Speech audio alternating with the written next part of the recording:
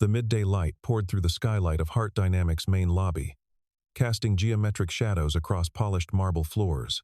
Evan Brooks, a man in his early 30s wearing a Navy janitor's uniform, knelt beside a coffee spill near the elevator bank. He worked methodically, his mop tracing slow circles across the stone.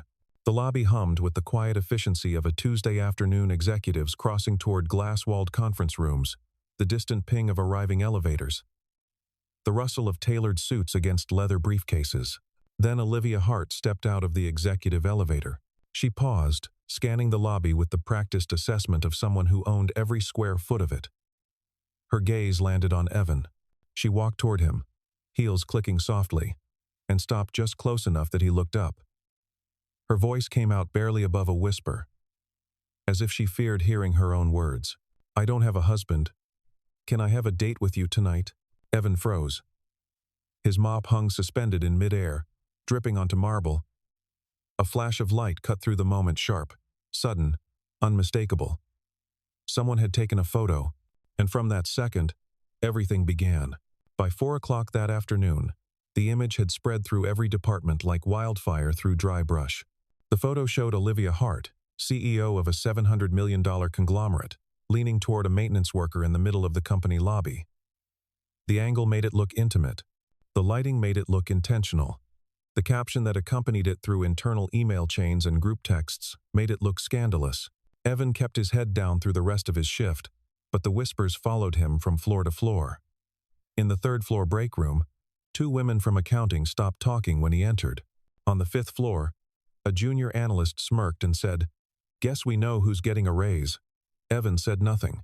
He emptied trash bins, refilled paper towel dispensers, and moved through the building like a ghost who'd learned long ago that silence was safer than defense. His daughter's face flickered through his mind. Emma, 7 years old, gap-toothed and trusting, waiting for him at her after-school program. He thought about the careful life he'd built since his wife died 3 years ago. A life that required invisibility. A life that couldn't afford complications. At 5:30, Olivia found him in the maintenance supply closet on the basement level. She stood in the doorway, still in her charcoal blazer and cream blouse, but her shoulders sagged in a way they never did during board meetings. The fluorescent light above them flickered once, then steadied. "I didn't think anyone would take a picture," she said. Her voice carried an edge of something he couldn't quite name. Regret, maybe, or embarrassment. But what I said was real. Evan kept his back to her, organizing bottles of cleaning solution on a metal shelf. "You don't need to pretend to be kind to me." "I'm not pretending." He turned then, meeting her eyes for the first time since the lobby. She didn't look away. Most people did.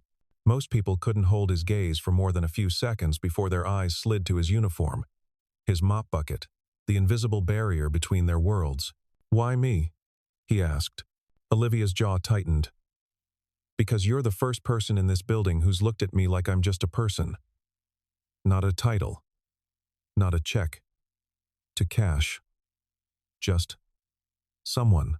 Evan studied her face, the slight crease between her eyebrows, the way her fingers twisted the edge of her blazer. He'd spent 3 years learning to read people, to sense when they were lying or simply being polite. He saw neither in her expression. "If that's true," he said quietly, "then you've spent too long around the wrong people." She almost smiled. Almost. Probably. The moment stretched between them, filled with the hum of the building's ventilation system and the distant clang of pipes. Olivia looked down at her hands. "I understand if you say no. I know this could make your life harder. But I meant what I said. If you'd consider it, I'd like to take you to dinner. Somewhere quiet.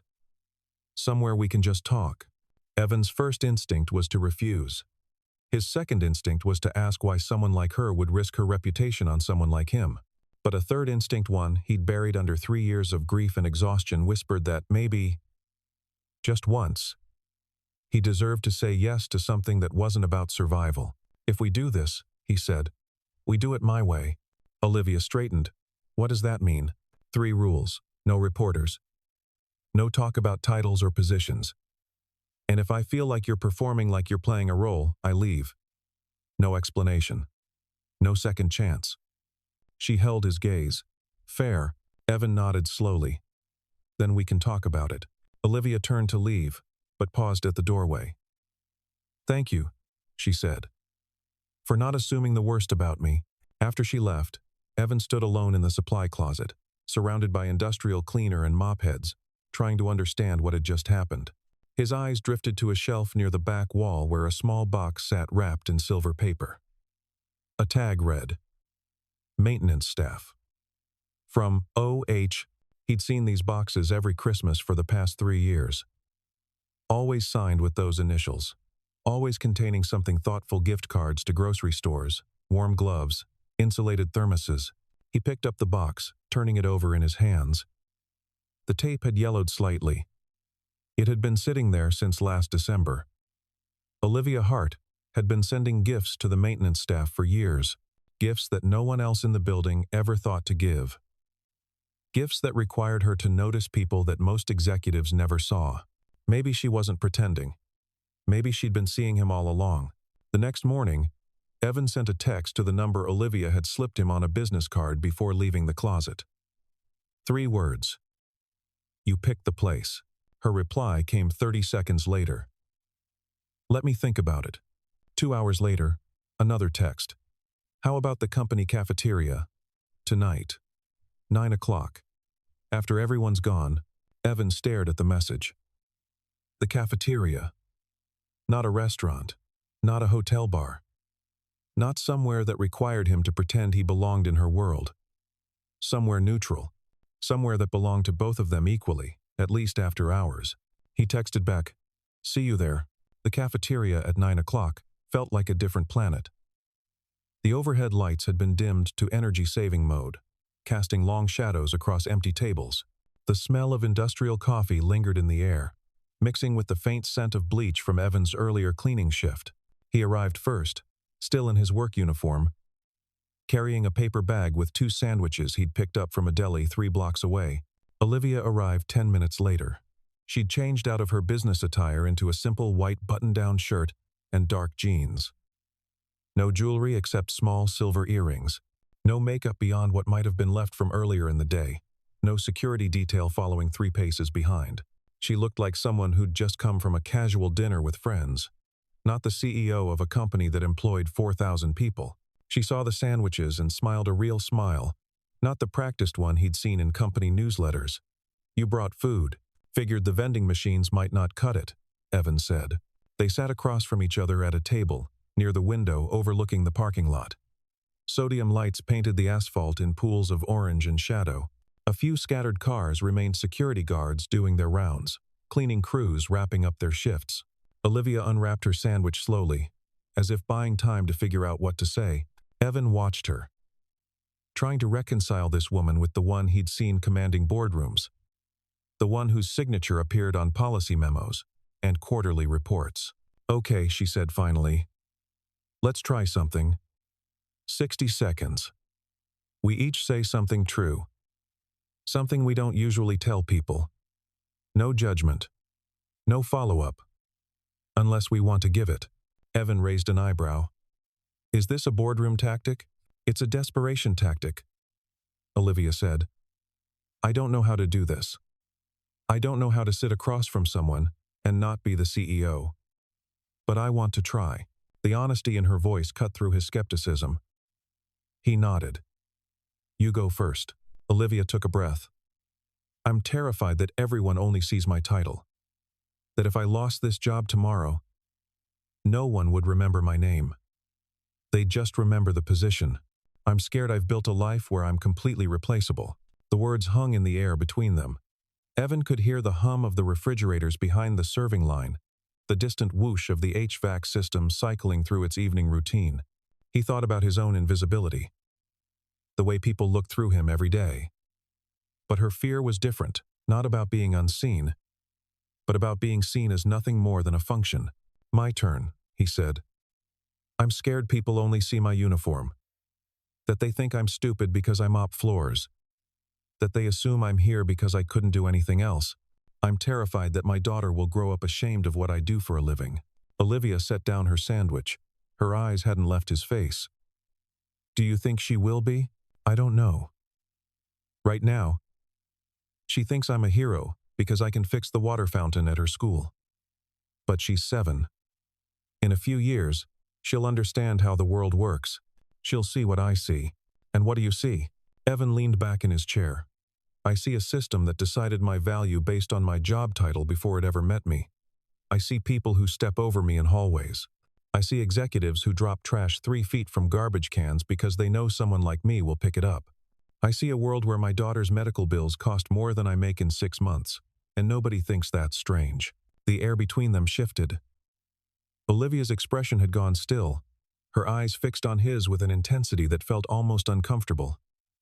What happened with your daughter? Asthma, Evan said. Bad asthma.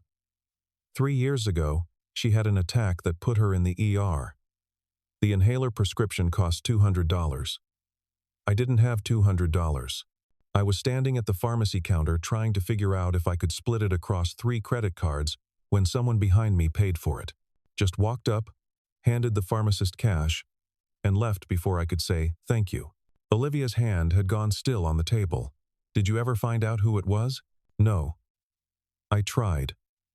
I asked the pharmacist, but they said it was a woman who didn't leave a name. I looked for her for weeks. I wanted to pay her back. I wanted to tell her what it meant that she'd saved my daughter's life that night. Silence filled the cafeteria. The refrigerators hummed. Outside, a security guard walked past the window, flashlight beam sweeping across parked cars. Olivia's face had gone pale. Emma, she said softly. Your daughter's name is Emma. Evan's breath caught. How do you know that? But Olivia just shook her head, her eyes bright with something that looked like tears. Not yet, she whispered. Ask me again later. They sat in that charged silence for a long moment before Olivia cleared her throat and steered the conversation toward safer ground. They talked about small things, favorite movies, books they'd read, places they'd never been but wanted to see.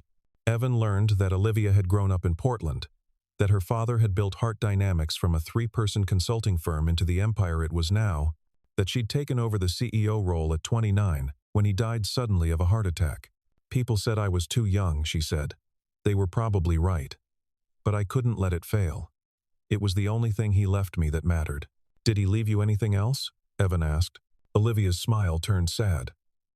A lot of money. A lot of expectations. Not much in the way of instructions on how to be happy. By the time they finished eating, it was nearly 11. Evan gathered up the sandwich wrappers and empty cups, moving to throw them away. But Olivia stopped him. I've got it, she said. You don't have to. I know. But I want to. She took the trash to the bin, and Evan watched her walk across the cafeteria, a woman worth hundreds of millions of dollars, carrying garbage in a dimly lit company cafeteria because she wanted to meet him halfway. Before she left, he pulled a folded piece of paper from his pocket and set it on the table between them.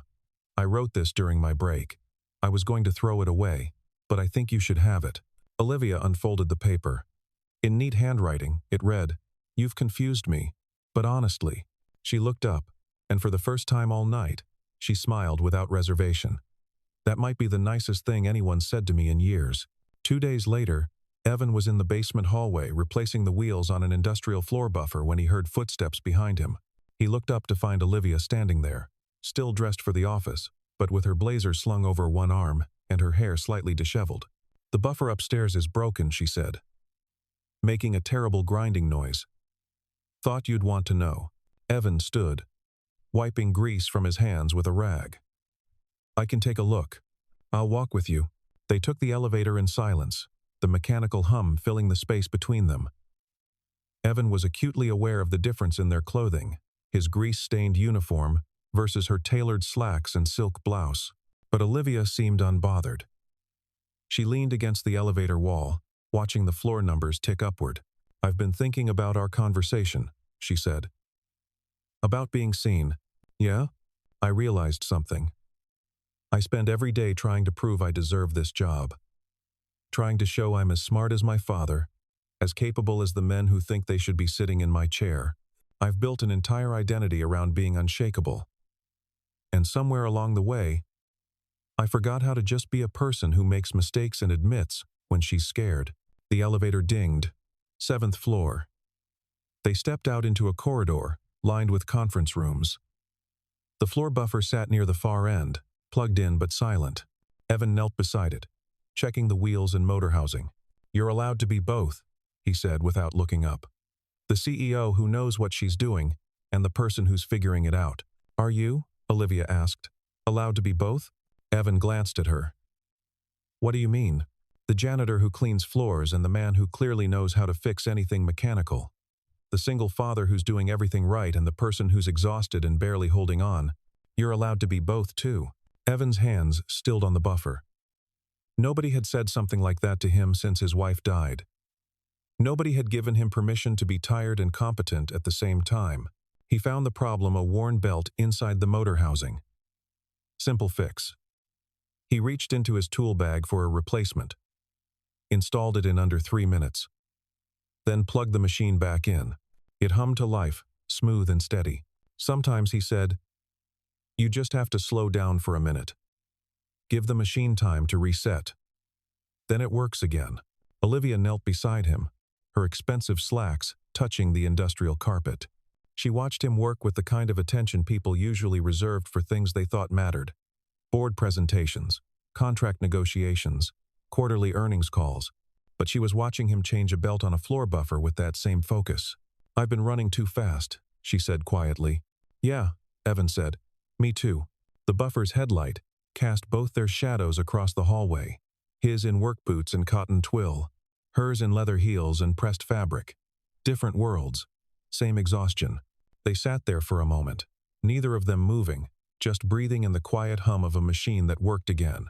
The next morning, everything changed. Craig Whitmore, Heart Dynamics' largest external investor, arrived for the quarterly board meeting with a tablet already cued to a video. The clip showed Olivia and Evan sitting together in the cafeteria, shot through the window by someone in the parking lot. The angle made it look clandestine. The late hour made it look inappropriate. The caption read, "CEO, caught on secret date with maintenance staff." The meeting had barely started when Craig played the video on the conference room's main screen. 20 board members watched in silence as the 12-second clip looped 3 times. "This," Craig said, his voice tight with barely controlled anger, "is the kind of behavior that destroys shareholder confidence. It raises questions about judgment, about priorities, about whether our CEO is focused on running this company or on..." He gestured at the screen. "Whatever this is," Olivia sat at the head of the table, her expression unreadable. She'd learned years ago not to react in the first 3 seconds. Count to 3. Breathe. Respond. Don't react. But before she could speak, the conference room door opened. Evan walked in, still in his janitor's uniform, holding a clipboard. Every head in the room turned toward him. Craig's face flushed red. "I'm sorry to interrupt," Evan said calmly. "But I was told this meeting was about maintaining company standards." "This is a closed board meeting," Craig snapped. "You need to leave." "I will. But first I'd like to say something." Olivia's eyes met his across the conference table. He saw the question there, "What are you doing?" but he also saw trust. She didn't tell him to leave. Evan stepped forward, addressing the room. "I'm the person in that video. And I'd like to clarify something. That wasn't a secret date. It was 2 people having an honest conversation in the only neutral space available to both of us. If that's considered a violation of standards, then maybe the problem isn't with the conversation. Maybe the problem is with standards that assume honesty between different levels of staff is automatically inappropriate." The room stayed silent. Craig's jaw worked soundlessly. A woman in a navy suit near the middle of the table, someone Evan recognized as the CFO, tilted her head thoughtfully. "Furthermore," Evan continued, "I've worked in this building for 3 years. In that time, I've seen executives throw trash on floors I just cleaned. I've seen people treat maintenance staff like we're invisible. I've seen a culture that measures worth by salary and title instead of contribution and character. So if you're concerned about maintaining standards, I'd suggest you start by examining which standards you're actually upholding." He set his clipboard on the table. "That's all. I'll leave you to your meeting." Evan walked out, closing the door behind him. In the hallway, his hands shook slightly. He'd just lectured a boardroom full of millionaires and possibly destroyed any chance Olivia had of weathering this scandal. But he'd also told the truth, and after 3 years of swallowing his dignity in silence, that felt like breathing pure oxygen. Inside the conference room, Olivia stood slowly. She looked at Craig, then at the other board members. Does anyone else have questions about my personal life? Or can we move on to the actual business of running this company? Craig slammed his tablet on the table. This isn't over. No, Olivia said quietly. I don't think it is. But later that afternoon, after the board meeting had dissolved into uncomfortable silence, and Craig had stormed out threatening to pull his investment, Olivia found Evan in the 4th-floor supply closet. You just defended me in front of the board, she said.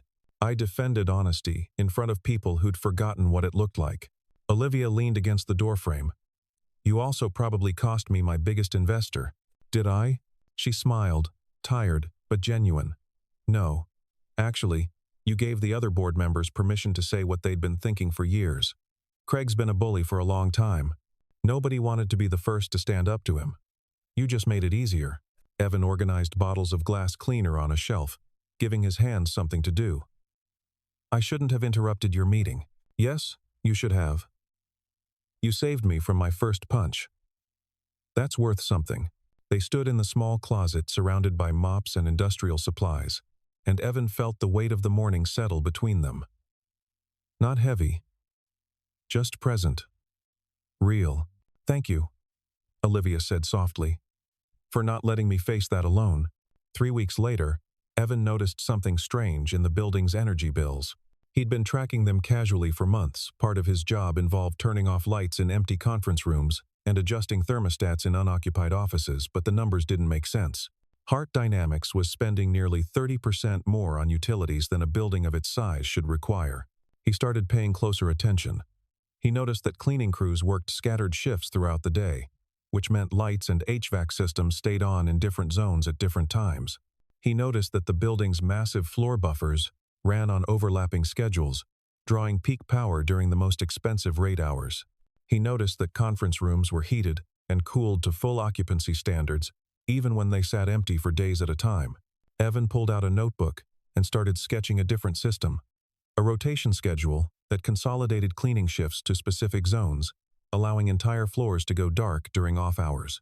A maintenance calendar that ran heavy equipment during low-rate periods.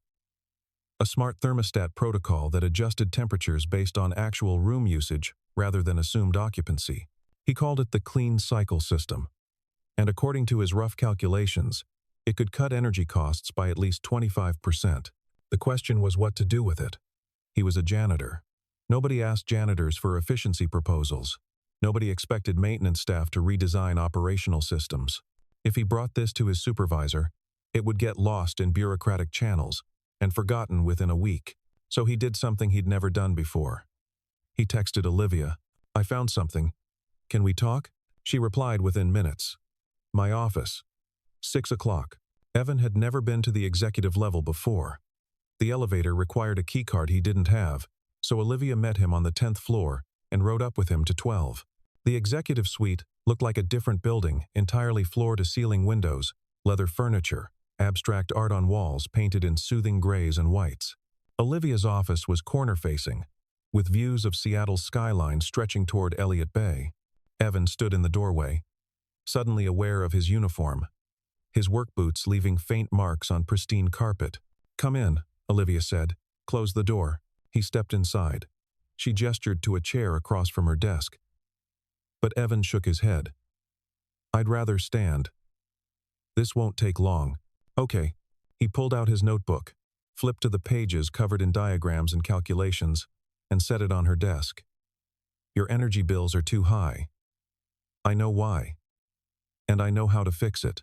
Olivia picked up the notebook, studying his sketches. Her eyes moved across the pages with the same focused attention she'd given the floor buffer. After several minutes, she looked up. This is extraordinary. It's just scheduling. No. It's systems thinking. It's seeing patterns that people who've been staring at spreadsheets for years have missed. This is... She set the notebook down carefully. Evan, if this works, It could save the company hundreds of thousands of dollars annually. I think it will work. But I need your permission to try. Olivia sat down in her desk chair, still holding his notebook. Why did you bring this to me instead of going through proper channels? Because proper channels would bury it. Because I don't have a degree in facilities management or an MBA. Because I'm a janitor. And janitors don't get to redesign company systems. Except I just did. She smiled. Yeah, you just did. They spent the next 2 hours going through his proposal, page by page. Olivia asked sharp questions about implementation timelines, about union regulations, about potential pushback from staff who liked their current schedules. Evan had thought through most of it. The parts he hadn't, they figured out together. By 8 o'clock, they were sitting on the floor of her office, surrounded by printouts of energy bills and maintenance schedules, drawing new rotation maps on legal pads. Olivia's blazer lay draped over her chair. Her hair had come loose from its clip. She looked more relaxed than Evan had ever seen her. When was the last time you did this? He asked. Did what? Got excited about solving a problem. Olivia paused, pen hovering over paper. I don't know. Years, maybe. Most of my job is managing politics and appeasing investors. I forgot what it feels like to just build something. That's the best part, Evan said. Taking something broken and making it work. She looked at him, then really looked at him, not as a CEO evaluating an employee, but as one person recognizing another. Is that what you're doing with me? The question hung between them. Evan set down his pen. I don't think you're broken, he said carefully. I think you're exhausted. I think you've been running a company and forgetting to run your own life. But broken? No, you're just out of balance. And you're trying to fix that? I'm trying to be honest with someone who's been honest with me. The rest is just time. Olivia smiled, small and real. When we respect each other's time, everything gets cleaner. Yeah, Evan said. The people in the company, they implemented Clean Cycle as a pilot program 2 days later. Evan worked with the facilities director to reorganize cleaning schedules across 3 floors. They consolidated maintenance shifts, adjusted equipment usage, and installed motion-activated controls in conference rooms. The union representative pushed back initially, worried about job cuts. But Evan walked him through the plan line by line, showing how it actually created more consistent schedules and better working conditions for staff. The first week's energy bill came back 12% lower.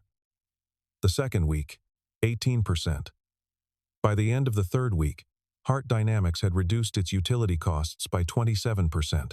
The media that had spent weeks mocking Olivia's inappropriate relationship with staff suddenly had a different story to cover. The business journals picked it up. First articles with headlines like, Janitor's Innovation Saves Tech Firm 6 Figures. Then the local news ran a segment about the unexpected source of Hart Dynamics' new efficiency program. Within days, the narrative had shifted entirely. Craig Whitmore's criticism looked petty in comparison. Other board members started asking questions about what else the company might be missing by ignoring input from non-executive staff. The CFO quietly suggested implementing a formal program for operational suggestions from all employee levels. And through it all, Olivia made one decision that mattered more than any headline. She insisted that Evan present the Clean Cycle results himself at the next board meeting. Evan stood at the front of the conference room, the same room where he'd interrupted 3 weeks earlier, and walked 20 board members through his system. He used his original sketches, explained his reasoning, and answered questions with the calm confidence of someone who knew his work inside and out. When he finished, Olivia spoke from her seat at the table's head. This is the person who made me reconsider how I run this company. Not because he told me I was doing it wrong, but because he showed me what I wasn't seeing. Sometimes the most valuable perspective comes from the person who's been overlooked the longest. The board approved a company-wide rollout of Clean Cycle. Craig Whitmore was notably absent from the vote. After the meeting, as board members filed out, Olivia caught Evan in the hallway. You just saved this company a fortune. You realize that changes things. Changes what? Your job, your position. People are going to want to promote you, give you a title, move you into facilities management. Evan shook his head. I don't want a promotion. I want to keep doing what I'm good at. I just want people to stop assuming I'm stupid because I mop floors. They won't assume that anymore. No, Evan said quietly. But I need you to promise me something. Don't let this become about us. Don't let people say I did this because we're... He gestured vaguely between them. Whatever we are. I did this because it needed doing. Not because I'm trying to impress you. Olivia held his gaze. I know that. But for the record, I'm impressed anyway. The newspapers changed their headlines. Janitor saves heart dynamics with 27% efficiency solution. Craig's criticisms disappeared from comment sections, replaced by praise for Olivia's leadership in recognizing talent, regardless of title. But Evan and Olivia both knew the real story wasn't about percentages or headlines. It was about what happened after everyone stopped watching. The rain came down hard the night Olivia found Evan in the lobby. It was late past 10, and he was finishing his shift, running a final mop across the marble near the entrance. Water streaked the glass doors behind him, distorting the streetlights outside into blurred halos of yellow and white. Olivia walked out of the elevator still in her work clothes, carrying her briefcase and looking more exhausted than he'd ever seen her. She stopped when she saw him. Long day? Evan asked. Long year. She set down her briefcase and leaned against the security desk. Can I tell you something? Always. She took a breath. 3 years ago, I was at a pharmacy at 11 o'clock at night. I'd just come from the hospital. My father had been admitted that morning with chest pains. The doctor said it was stress, that he needed to slow down. But I knew he wouldn't. I was standing in line, numb, not really present, when I heard a man's voice at the counter ahead of me. Evan's hands stilled on the mop handle. He was trying to pay for an inhaler, Olivia continued. For his daughter, the pharmacist quoted him $200, and I watched him pull out his wallet and start counting credit cards. He had 3. He was trying to figure out if he could split the charge across all of them. And the look on his face... She paused, her voice catching. It was the same look my father had in that hospital room. Desperation, fear, the terrible knowledge that money was the only thing standing between him and his child's safety. Evan couldn't breathe. I stepped forward and paid, Olivia said softly. I didn't think about it. I just did it. And when the man turned to thank me, I saw his eyes. I saw someone who'd been fighting for so long he'd forgotten what it felt like to catch a break. I saw someone who would have done anything, given anything to save his daughter. And I thought, this is what matters. Not quarterly reports. Not board meetings. This. Right here. One person helping another when it costs them nothing. And means everything.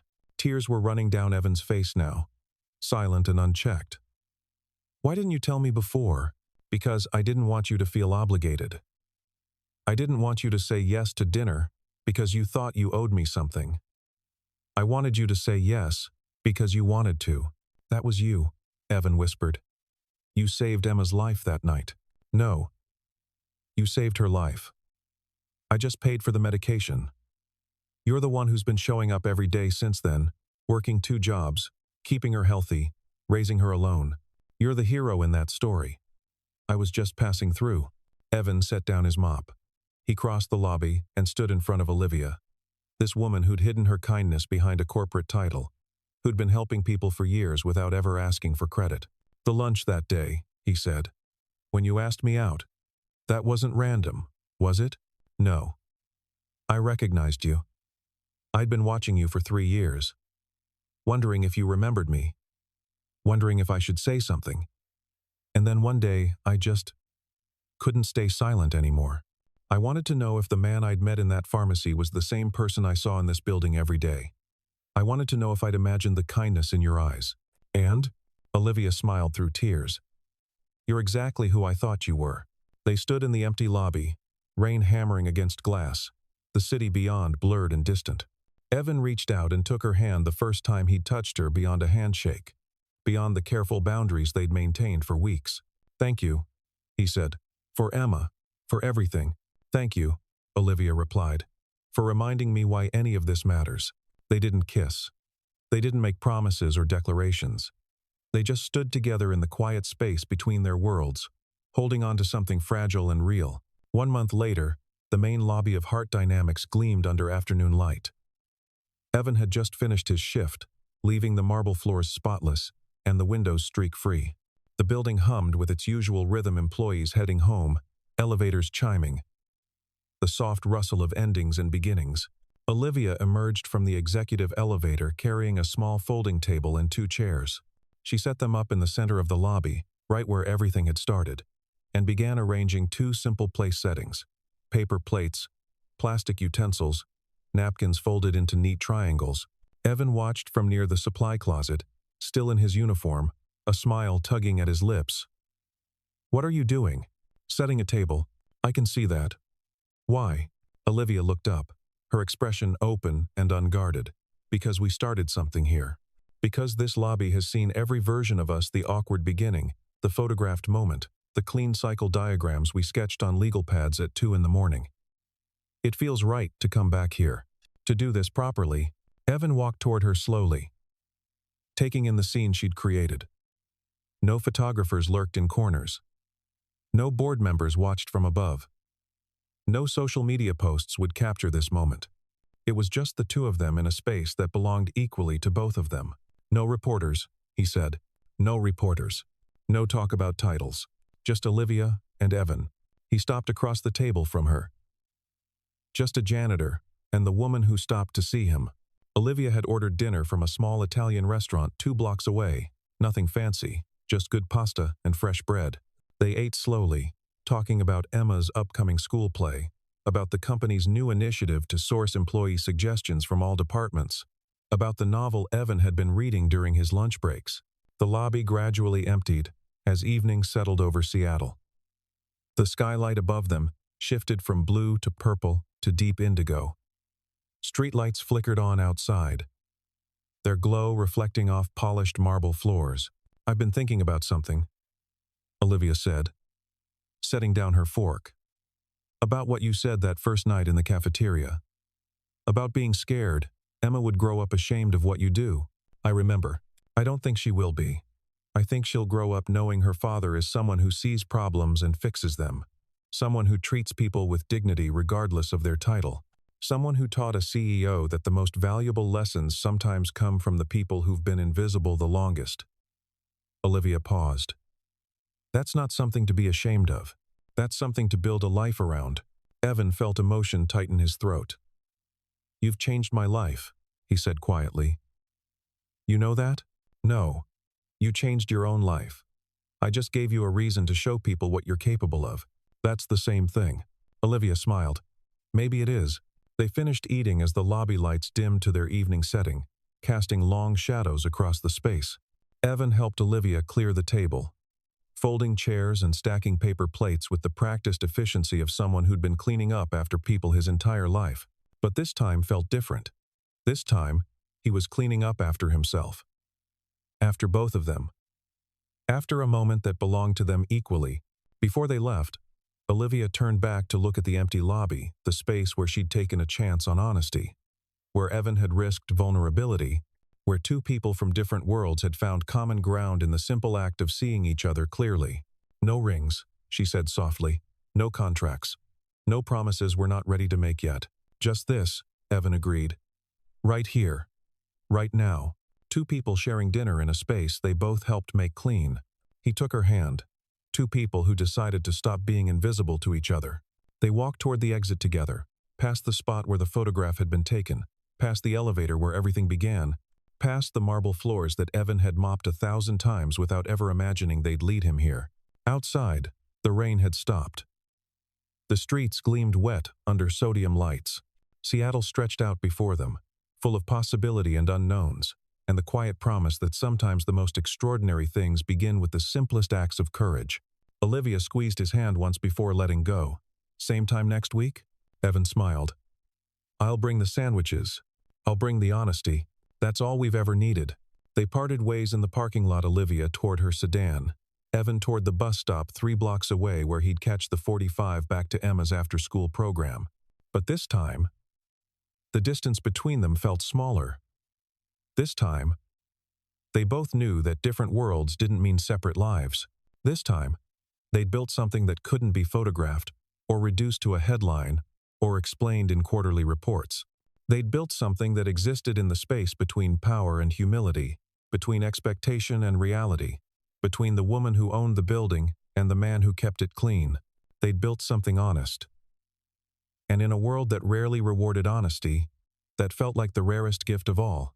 The lobby of Heart Dynamics would see many more lunches after that. Many more quiet conversations between a CEO and a janitor who'd forgotten how to be just two people learning to trust each other. But that first dinner, the one with paper plates and plastic forks and no cameras to document it, remained theirs alone. A moment of grace in a marble lobby. A beginning built on everything that mattered and nothing that didn't. Two people choosing to see each other clearly in a world that had spent years teaching them to look away. And in the end, that was enough.